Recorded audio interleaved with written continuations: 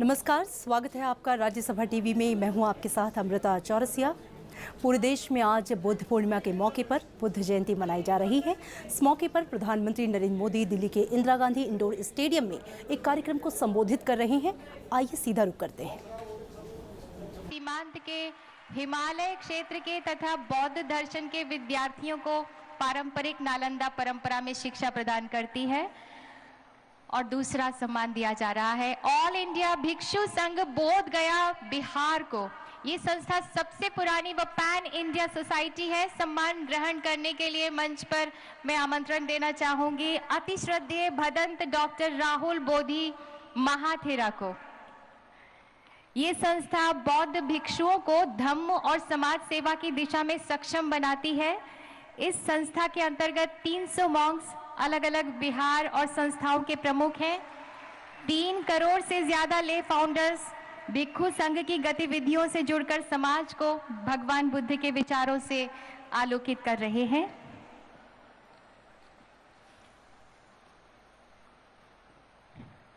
बहुत बहुत धन्यवाद माननीय प्रधानमंत्री जी। हमें गर्व है कि भारत को माननीय प्रधानमंत्री श्री नरेंद्र मोदी जी का नेतृत्व प्राप्त है, जिनके आदर्श भगवान बुद्ध के प्रभा मंडल से प्रकाशित हैं। देश के अंतिम आदमी के अंतर्मन की पीड़ा को महसूस करते हैं माननीय प्रधानमंत्री जी। भगवान बुद्ध ने हमेशा वंचित, शोषित, पीड़ित तथा महिलाओं के उत्थान का पावन ज्ञान समाज को दिया। माननीय प्रधानमंत्री जी इसी ज्ञान धारा के अनुसार विकास से समाज के वंचित, शोषित, पीड़ित तथा महिलाओं का उत्थान कर रहे हैं। भगवान बुद्ध के संदेशों में विश्व कल्याण की परम शक्ति है।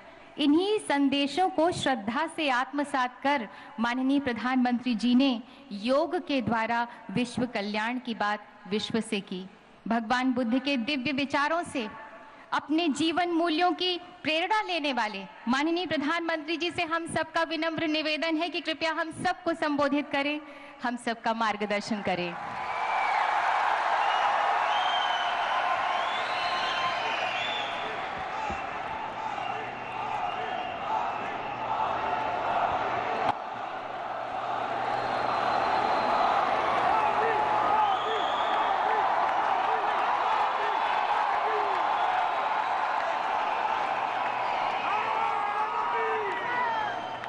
मंच पर उपस्थित मंत्रिमंडल के मेरे सहयोगी डॉक्टर महेश शर्मा जी, श्रीमान किरण रिजिजू जी, इंटरनेशनल बुद्धिस्ट फाउंडेशन के सेक्रेटरी जनरल डॉक्टर दम्मपिये जी, देश भर से आए सभी श्रद्धालुगण, देवियों और सज्जनों,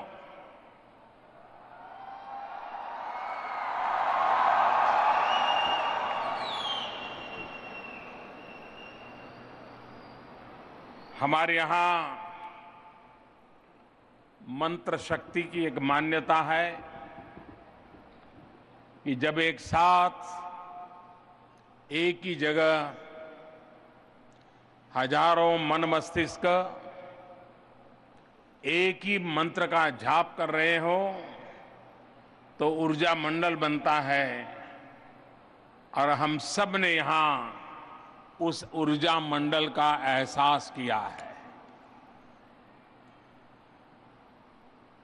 आंखें खुली हैं तो हम एक दूसरे को देख रहे हैं, लेकिन मस्तिष्क की तंत्रिकाओं के भीतर भगवान बुद्ध के नाम का जो उच्चारण प्रतिबल हो रहा है, वो आप में, मुझ में, हम सभी में हम महसूस कर पाते हैं। भगवान बुद्ध के प्रति जिस तरह का भाव और भक्ति हम सभी रखते हैं, शायद उसका बयां करने के लिए शब्द कम पड़ जाए। जैसे लोग मंत्र से मुग्ध तो होते ही हैं, वैसे ही हम बुद्ध से भी मुग्ध होते हैं।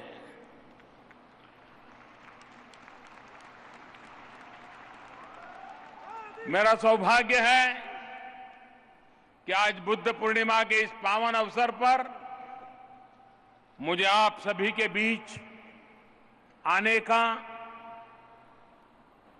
सभी का, विशेष करके सभी धर्म गुरुओं का आशीर्वाद लेने का सौभाग्य प्राप्त मिला।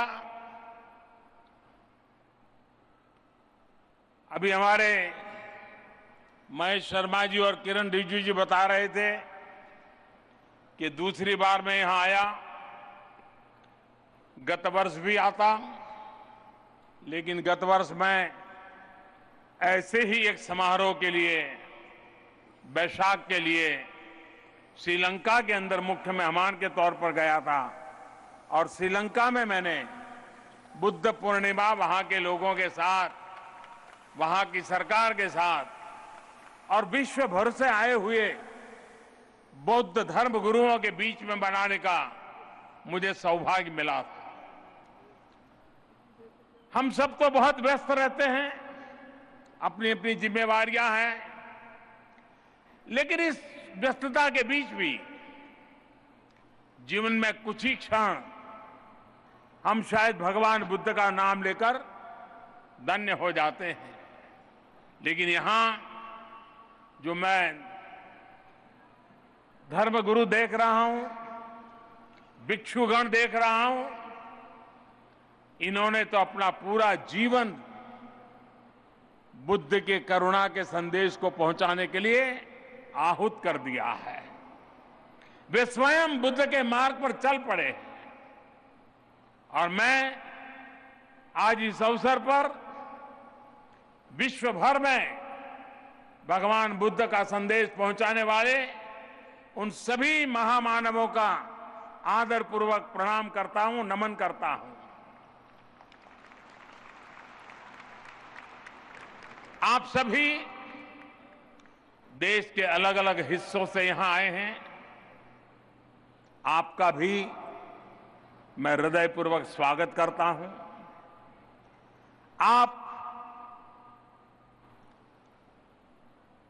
मुझे यह भी एक आज अवसर मिला कि जिन्होंने इस कार्य के लिए, संस्थान हो, व्यक्ति हो, जिन्होंने उल्लेखनीय कार्य किया, मुझे उनका भी सम्मान करने का अवसर मिला है। मैं उन सभी प्रयासों को, उनके इस योगदान को आदरपूर्वक अभिनंदन करता हूं और भविष्य के लिए उन्हें बहुत बहुत शुभकामनाएं देता हूं। विशेषकर सारनाथ के Central Institute of Higher Tibetan Studies और बोध गया के ऑल इंडिया भिक्षु संघ को मैं वैशाख सम्मान प्राप्त करने के लिए आदरपूर्वक बधाई देता हूं।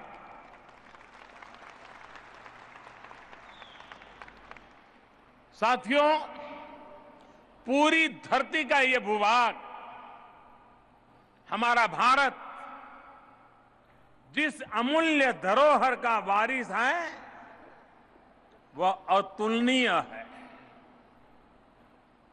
दुनिया के अन्य हिस्सों में विरासत की ऐसी समृद्धि देखने को शायद ही मिल पाती है। गौतम बुद्ध का जन्म, उनकी शिक्षा, उनके महापरिनिर्वाण पर सैकड़ों वर्षों से बहुत कुछ कहा गया, बहुत कुछ लिखा गया और ये आज की पीढ़ी का सौभाग्य ही है कि तमाम विपदाओं के बाद, कठिनाइयों के बावजूद उसमें से बहुत सी चीजें बची हुई हैं, सुरक्षित है। आज हमें इस बात का गर्व है कि भारत की इस धरती से जितने भी विचार निकले, उन सभी विचारों में सर्वोच्च भाव सिर्फ और सिर्फ मानव का कल्याण, सृष्टि का कल्याण, यही सेंट्रल थीम इस धरती से निकले सभी विचारों के केंद्र में रहा है। और हमें इस बात का गर्व है कि नए विचारों के उस दौर में कभी भी दूसरे के अधिकारों या उसकी भावनाओं का कभी भी अतिक्रमण नहीं किया गया। न अपने पराये का भेद, न मेरी विचारधारा तुम्हारी विचारधारा का भेद, न मेरे ईश्वर तुम्हारे ईश्वर का भेद। हमें गर्व है कि भारत से जो भी विचारधाराएं निकली वो पूरी मानव जाति के हितों का ध्यान में रखते हुए आगे बढ़ती चली। किसी से ये नहीं कहा और कभी भी नहीं कहा कि तुम हमारे साथ आओगे तभी तुम्हारा भला होगा, ऐसा कभी नहीं कहा। बुद्ध के विचारों ने न सिर्फ राष्ट्रों के अंदर एक नव चेतना जगाई, बल्कि आज भी एशिया के अनेक देशों के राष्ट्रीय चरित्र को बुद्ध के विचार, बुद्ध की परंपरा यही तो परिभाषित कर रहे हैं। साथियों, ये हमारी इस धरती की विशेषता रही है और यही एक बड़ी वजह भी है कि हमारा देश, और ये बात हर हिंदुस्तानी गर्व के साथ कह सकता है, सीना तान करके कह सकता है, दुनिया के साथ आंख में आंख मिला करके कह सकता है कि हमारी संस्कृति, हमारा इतिहास, हमारी परंपरा इस बात की गवाह है कि हिंदुस्तान कभी भी आक्रांता नहीं रहा है।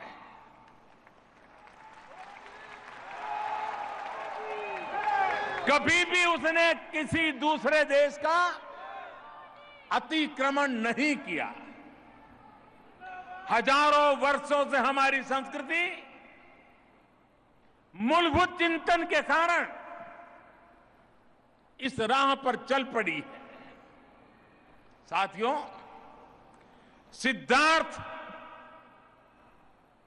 सिद्धार्थ से गौतम बुद्ध बनने की यात्रा, वो कथा, वह केवल निर्वाण प्राप्ति के पथ की कथा नहीं है। ये कथा है इस सत्य की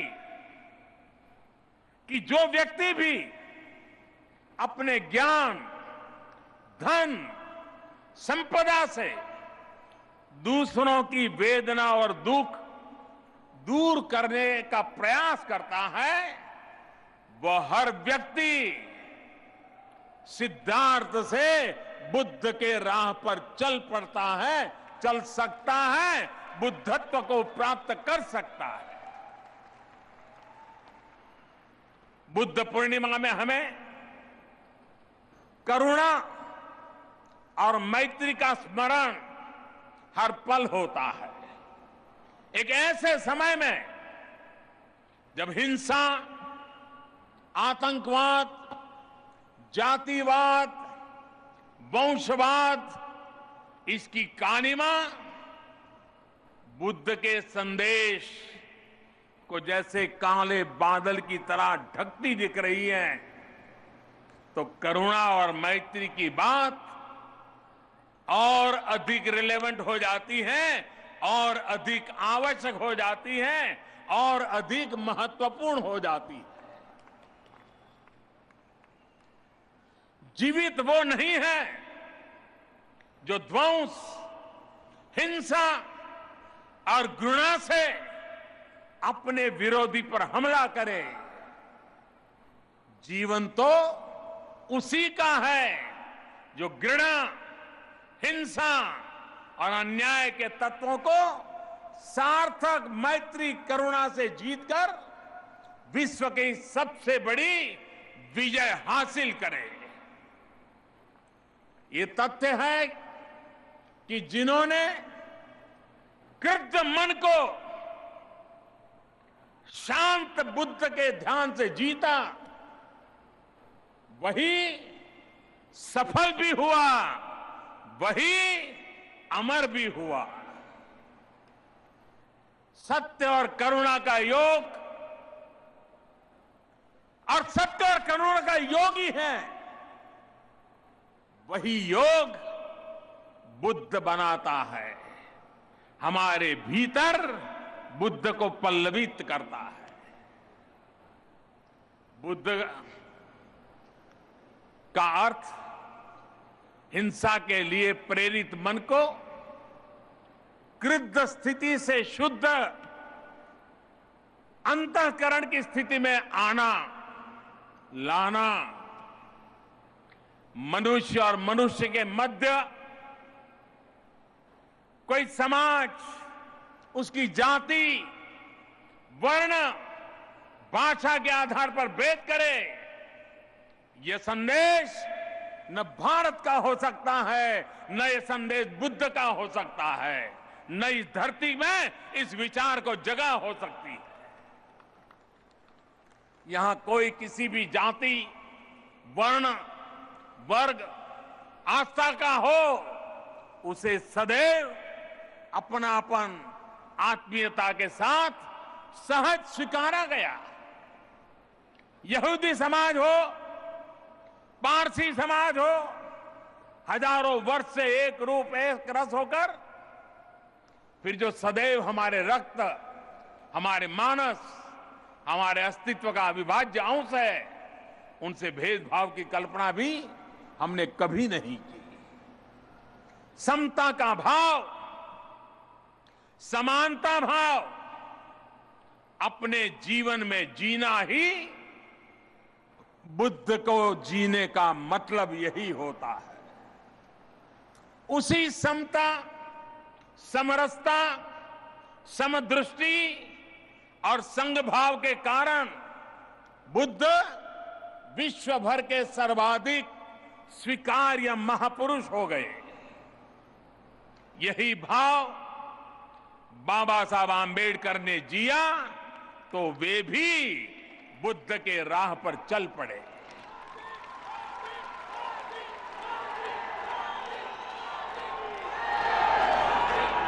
आज विश्व में भारत का सर्वश्रेष्ठ परिचय हमारी भौतिक क्षेत्र में उन्नति के साथ ही हमारा बुद्ध का देश होना, ये भी दुनिया में भारत के महात्म्य को बढ़ाता है। धम्मं शरणं गच्छामि, बुद्धं शरणं गच्छामि, संघं शरणं गच्छामि। ये हमारे देश की पवित्र भूमि से निकल संपूर्ण विश्व को मानवता का पाठ पढ़ाने वाला जन जन का मंत्र बन गया। इसलिए बुद्ध पूर्णिमा का सबसे बड़ा संदेश है, तुम दूसरों को बदलने से पहले स्वयं को बदलना शुरू करो, तुम भी बुद्ध हो जाओगे।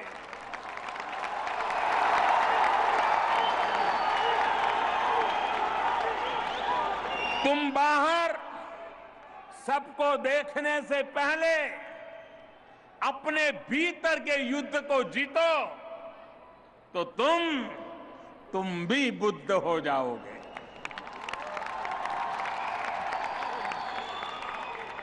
अप्पो दीप आप भव,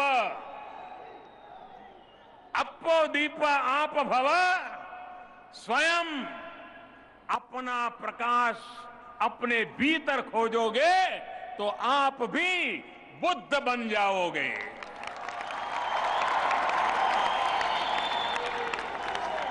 भगवान बुद्ध भी हमेशा चित्त की शांति और हृदय में करुणा की प्रेरणा देते रहते थे। समानता, न्याय, स्वतंत्रता और मानवाधिकार आज के लोकतांत्रिक विश्व के प्रमुख मूल्य हैं, लेकिन इन पर बहुत स्पष्ट संदेश गौतम बुद्ध ने आज से 2500 साल पहले दे दिया था। भारत में तो ये विषय अलग से विचारणीय न होकर एक समग्र विश्व दृष्टि का ही अंग था।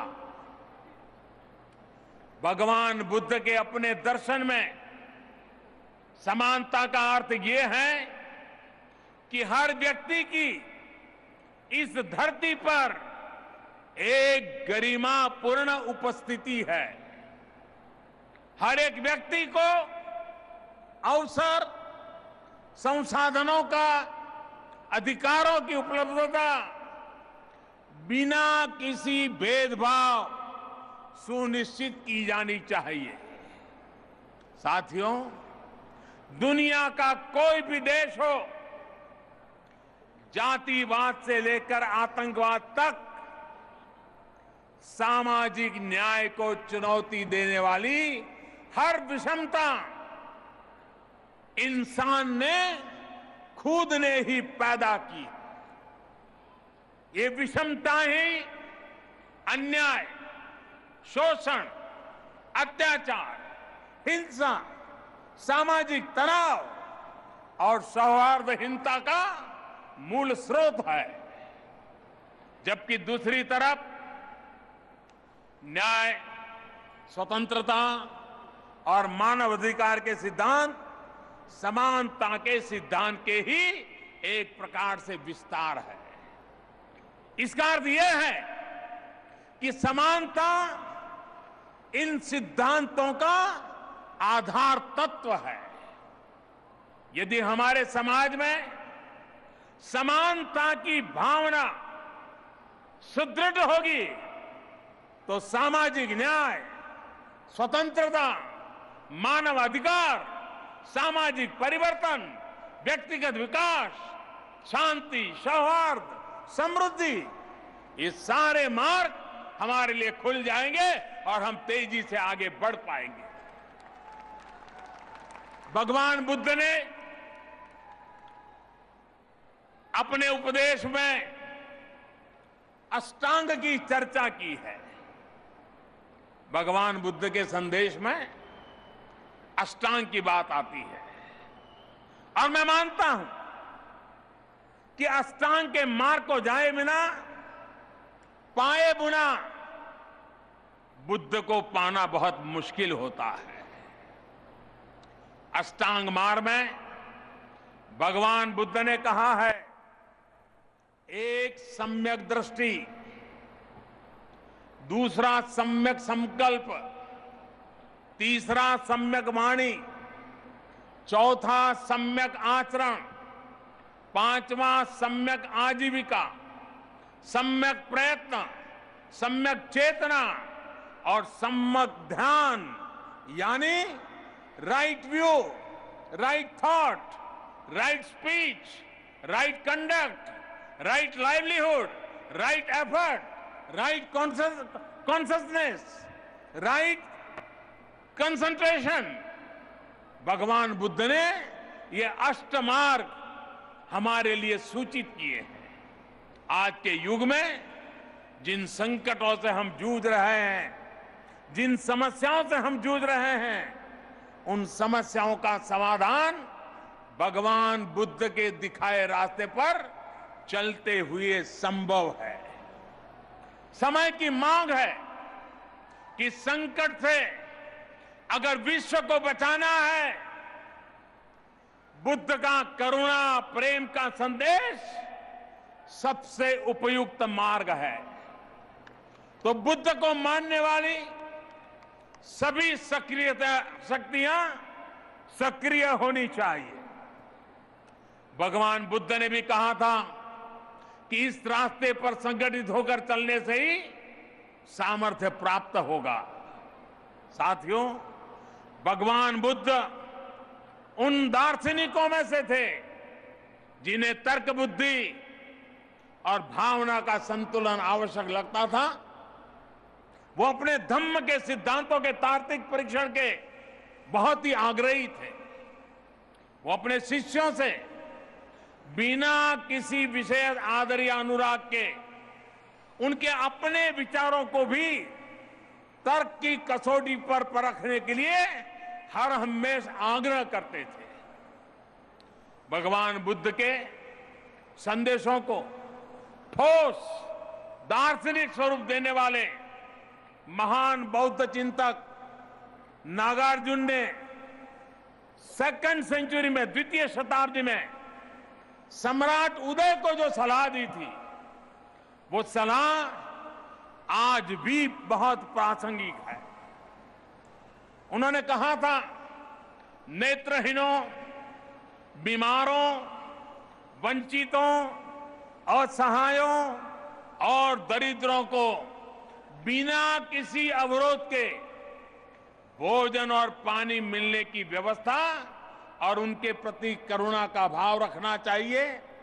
पीड़ितों और बीमार लोगों की समुचित देखभाल और परेशान किसानों को बीज और अन्य जरूरी सहयोग किया जाना चाहिए। भगवान बुद्ध का वैश्विक विजन इस बात पर केंद्रित रहा कि सारे संसार में सबका दुख सदा सदा के लिए कैसे दूर हो। वो कहते थे कि किसी के दुख को देखकर दुखी होने से ज्यादा बेहतर है कि उस व्यक्ति को उसके दुख को दूर करने के लिए सक्षम बनाया जाए, तैयार कराया जाए और उसे सशक्त किया जाए। मुझे प्रसन्नता है कि हमारी सरकार करुणा और सेवा भाव के उसी रास्ते पर चल रही है जिस रास्ते को भगवान बुद्ध ने हमें दिखाया है। जीवन जीने में दुख कैसे कम हो, कठिनाइयां कैसे कम हो, एक सामान्य मानवी का जीवन कैसे आसान बने, इसे हम सर्वोच्च प्राथमिकता देते हैं। जनधन योजना के तहत 31 करोड़ से ज्यादा गरीबों के बैंक अकाउंट खोलना, सिर्फ 90 पैसे प्रतिदिन और 1 रुपये महीने के प्रीमियम पर लगभग 19 करोड़ गरीबों को बीमा सुरक्षा कवच देना, 3 करोड़ 70 लाख से ज्यादा गरीब महिलाओं को मुफ्त में गैस का चूल्हा देना, कनेक्शन देना, मिशन इंद्रधनुष के तहत 3 करोड़ से ज्यादा शिशुओं और 80 लाख से ज्यादा गर्भवती महिलाओं को टीकाकरण करना, मुद्रा योजना के तहत बिना बैंक गारंटी 12 करोड़ से ज्यादा ऋण देना, ऐसे अनेक कार्य इस सरकार में गरीब को सशक्त बनाने के लिए किए गए हैं। और अब तो आयुष्मान भारत योजना के तहत सरकार लगभग 50 करोड़ गरीबों को साल में 5 लाख रुपए तक के इलाज की सुविधा भी सुनिश्चित करने के लिए आगे बढ़ रही है। साथियों, इंक्लूसिवनेस का ये विचार, सबको साथ चलने का ये विचार ही था जिसने बुद्ध के जीवन को एकदम से बदल दिया। एक राजा का बेटा जिसके पास सारी सुख सुविधाएं थी, वो जो गरीब को देखता है, उसका दर्द, उसकी तकलीफ देखता है, तभी उसके भीतर ये भाव भी आता है कि मैं इनसे अलग नहीं, मैं इन्हीं के समान हूं। इस सच्चाई ने ही उन्हें एक विजन दिया। ज्ञान, तर्क क्षमता, चैतन्य, नैतिकता, मूल्य धर्मिता का भाव उनके भीतर अपने आप एक शक्ति बनकर के उभरने लगा।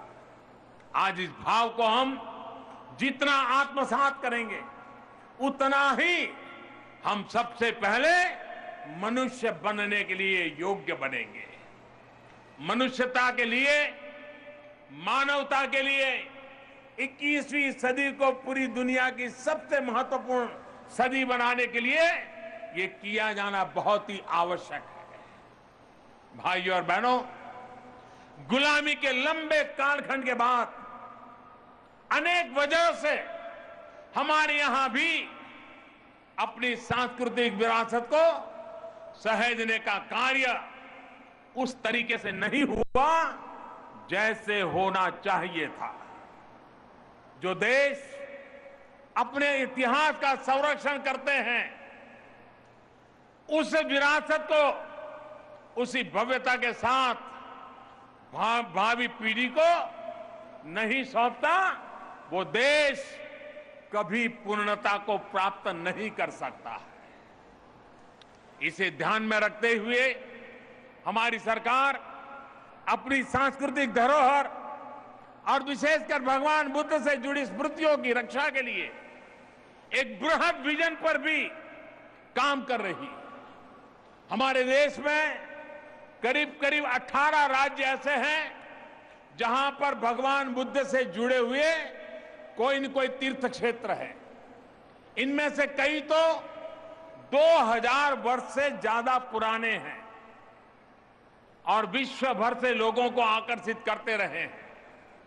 ऐसे में ये भी बहुत आवश्यक है कि जो लोग इन स्थलों को देखने आ रहे हैं, उनकी सुविधाओं के हिसाब से भी इन जगहों को विकसित किया जाए। इसी सोच पर चलते हुए देश में स्वदेश दर्शन स्कीम के तहत एक बुद्धिस्ट सर्किट पर भी काम किया जा रहा है।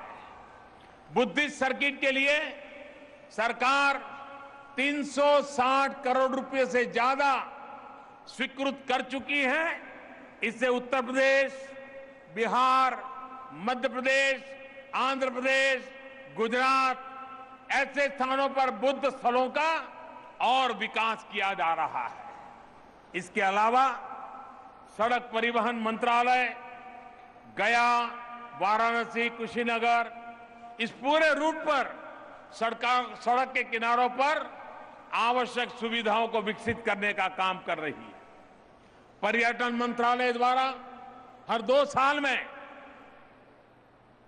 इंटरनेशनल कॉन्क्लेव ऑन बुद्धिज्म, उसका भी आयोजन किया जाता है।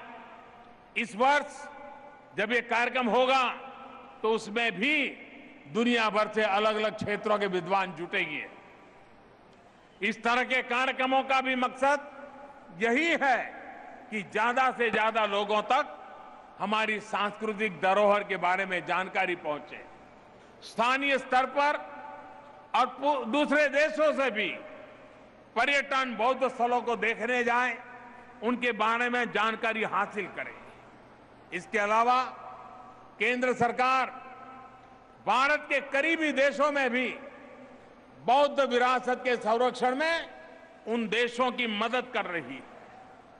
Archaeological survey of India ASI द्वारा म्यांमार के बागान में आनंदा टेम्पल के पुनरुद्धार और केमिकल प्रिजर्वेशन का काम तेजी से चल रहा है। 2 साल पहले आए भूकंप में ये मंदिर काफी क्षतिग्रस्त हो गया था। ASI अफगानिस्तान के बामियान में, कंबोडिया के अंकोर वाट और ताप्रोहम मंदिर में, लाओस के वतपो मंदिर में और वियतनाम के माय सन मंदिर के संरक्षण के कार्य में भी भारत सरकार जुटी है। विशेषकर मंगोलिया की बात करूं तो भारत सरकार गेंडेन मॉनेस्ट्री की सारी मैन्युस्क्रिप्ट्स, उसके संरक्षण और उनके डिजिटाइजेशन का काम भी कर रही है। आज मेरा इस मंच से भारत सरकार के कुछ महत्वपूर्ण मंत्रालयों से भी एक आग्रह है। बौद्ध दर्शन से जुड़े देश के अलग अलग हिस्सों में जो संस्थान चल रहे हैं, उनमें भगवान बुद्ध के शिक्षा संग्रह त्रिपिटका के संरक्षण और अनुवाद का जो कार्य किया जा रहा है, उसे एक मंच पर कैसे लाया जा सकता है? क्या एक विस्तृत पोर्टल विकसित किया जा सकता है जिसमें आसान शब्दों में भगवान बुद्ध के विचार और उन पर जो कार्य इन संस्थानों में किया गया है उसका संकलन हो सके? मैं श्रीमान महेश जी से आग्रह करूंगा कि वो इस प्रोजेक्ट का नेतृत्व अपने हाथ में ले और इसे तय समय में पूरा करने का प्रयास करें। साथियों, हम सभी का सौभाग्य है कि 2500 बार बाद भी भगवान बुद्ध की शिक्षाएं हमारे बीच है।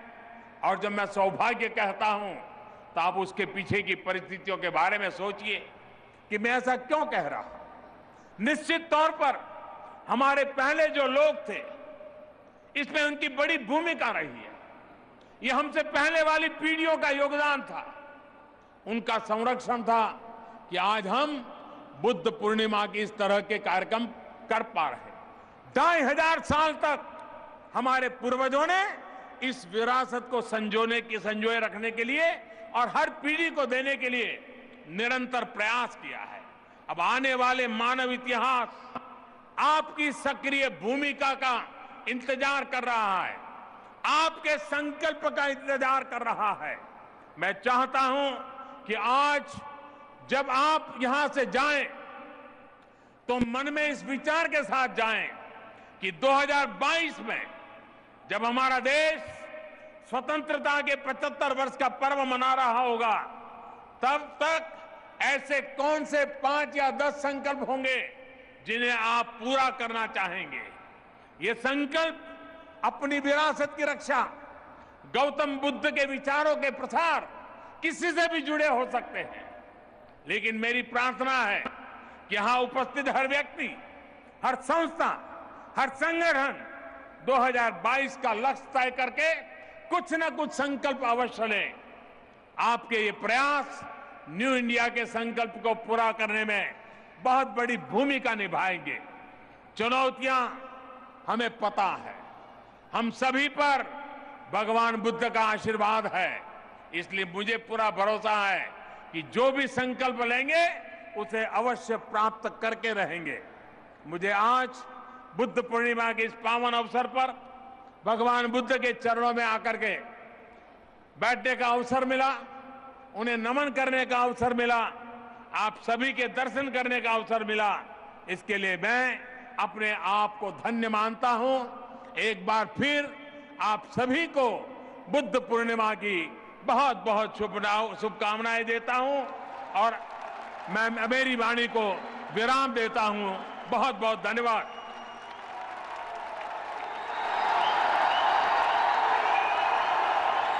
कोटिशः धन्यवाद माननीय प्रधान